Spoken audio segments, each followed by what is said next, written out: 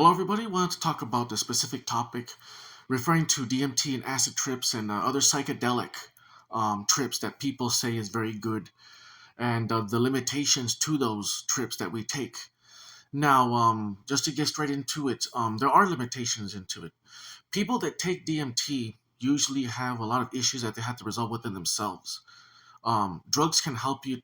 Scientists have found out that drugs can help you, like certain type of shrooms and psychedelics can help you with your emotions and depression and things like that. But if you have a better diet, like a more keto friendly diet or carnivore diet, that can help a lot more though. The thing with DMT and acid trips and psychedelic trips is that there is limitations to the reasons to doing it for there to be a substantial reason for justifying to actually take the drug. So let's say people say, "Oh, well, when I go and take a trip, I see these things and I get different type of wisdom and different type of knowledge, and I learn so much stuff all the time. It's always different all the time." Well, the thing is though is that it's different because it's like different changes in your brain. Your mood is different, slightly different from the last time, so it gives the illusion of differences when they're basically very similar. And the thing is, though, is that when people say they gain different types of knowledge, well, the thing is, though, is that that knowledge is also limited as well. Because let's say that just like when people say, "Oh, well, I see the mechanical elves or the whatever the type of elves that the alien elves, they say that, oh, well, they give them some messages and things like that." Well, that's also limiting too. Because let's say that if I take a drug, well, then won't I learn the same thing that you learned? You know? Well, then why would I need to take the DMT drug or the acid trip drug just to learn something that I could just ask you? You could just tell me what I could expect to feel and learn. I don't need to do the drug when I could just ask you the information. And let's say that you know there's no reason to do the drug when all the information is already given. You can make a book on all the things that you can learn. So that limits the reasons to actually doing the DMT acid trips. And people say, "Well, I learn things." Well, what things are you learning? Like there's a limit to the knowledge that you can learn, and there's a limit to the needing, the specifics that you need to learn. Like there's specific things that you learn so that they can help you with this specific situation at that immediate scenario in your life, that moment in your life. If you go and you learn something, I can go and learn the same thing. There's a limit to the amount of information you could learn. If you learn that information once, that's all you need to, that's the only time you need to learn it. Write it down and save it. Make a book of that. There's a all the solutions are all there here in the conscious waking level. You don't need to be going into DMT trips for every little solution, every little problem that you have. You can't be like a baby.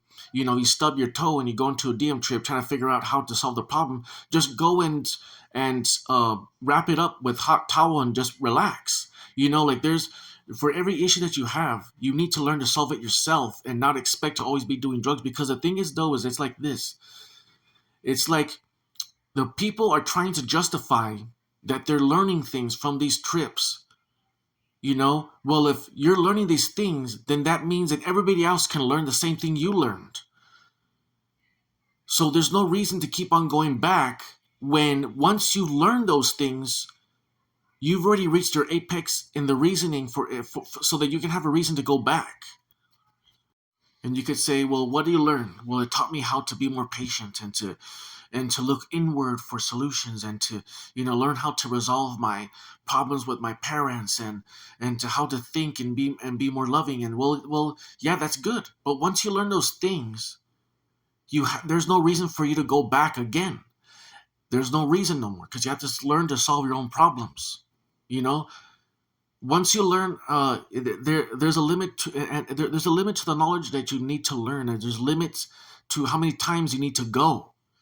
You need to focus on yourself and stop trying to, because the people that do DMT trips and acid trips, they're trying to justify the reasons to go and do the acid trips. They're trying to justify, well, you gain knowledge and you get smart.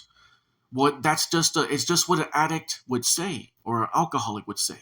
They're trying to make excuses and justify so that they can just go into these trips and just be foolish. A lot of people that do DM trips and acid trips don't write books and write information down what they learned. A lot of drug addicts, all they do is just go back and forth and go back and forth, and they think they're all wise and they're better than everybody when everybody can learn the same thing that they're learning. And once they learn it, you stop. There's a limit to going back to these places. There's no reason to go back to these places. Once you've gained, um, like, let's say that, like what I said with the mechanical elves. Well, if everyone agrees that there's mechanical elves in these psychedelic places, that means that there's a finite information in these worlds. There's a finite amount of information and a finite need for us to actually go to these places. You know, so you need to be responsible and grow up and learn to take initiative in your own life and stop being a drug addict. And stop being addicted to these things and learn to face the reality of yourself and learn to take initiative of yourself and solving your own problems. I want to share that with you guys. Take care. There's limits to doing these types of things. Very foolish.